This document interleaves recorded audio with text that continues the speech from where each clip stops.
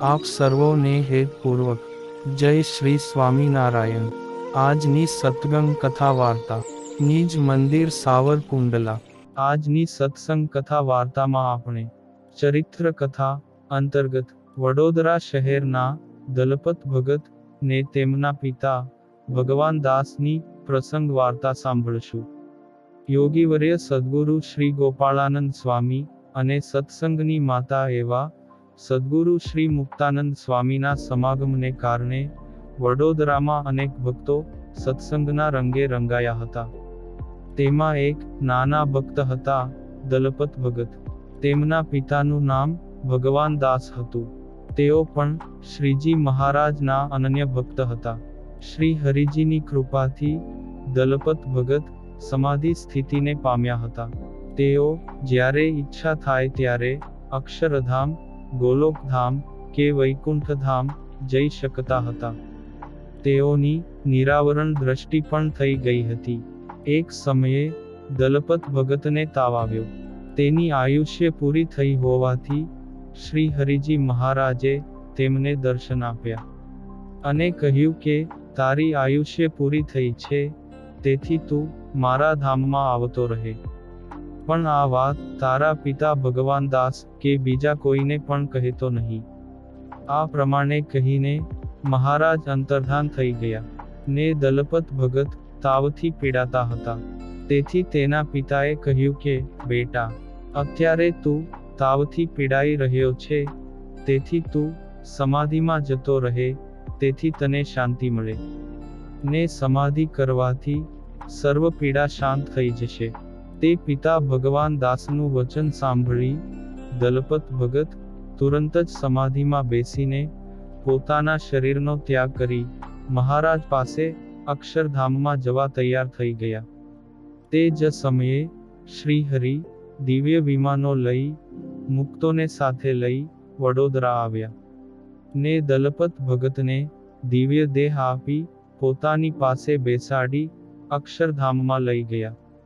આમ દલપત ભગતના જવાથી પિતા ભગવાન દાસ ખૂબ દુઃખી થઈ ગયા, પણ પોતાના ભાઈ લક્ષ્મીદાસના પુત્ર કિશોરદાસ હતા, તેને પણ સમાધિ થતી હતી, એટલે તેને કહ્યું કે તું સમાધિ કરીને અક્ષરધામમાં જા અને ત્યાં બરાબર જોજે મારો દલપત ત્યાં છે કે બીજા ધામમાં ગયો છે, તે જોઈ આવ।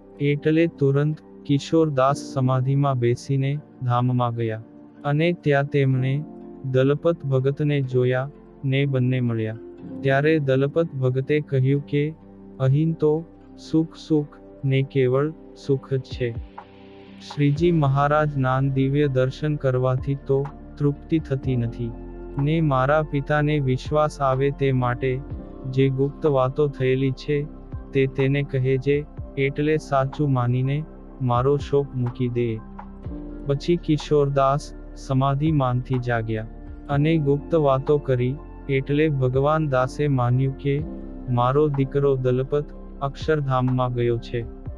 પછી સમય જતા સ્વામિનારાયણ ભગવાન દાસને પણ અંતકાળે તેડવા આવ્યા ને ધામમાં લઈ ગયા ને સવારે સંબંધીઓને ખબર પડી, તેથી તેઓ ખૂબ રડવા લાગ્યા। તેથી શ્રી હરિએ અક્ષરધામમાં ભગવાન દાસને કહ્યું કે તમારા વિયોગમાં બધાને સગાઓ રડી રહ્યા છે, માટે તમો દેહમાં પાછા જાઓ અને અહીંના સુખની તેમને વિસ્તારથી વાત કરજો। આમ પ્રભુના અનુગ્રહે ભગવાન દાસ પોતે શરીરમાં પાછા આવ્યા। એ ટાણે ઘરના સહુ શરીરને બાંધવાની તૈયારી કરતા હતા, ત્યાં તો શરીર સળવળ્યું ને ભગત તો આળસ મરડીને ઊભા થયા।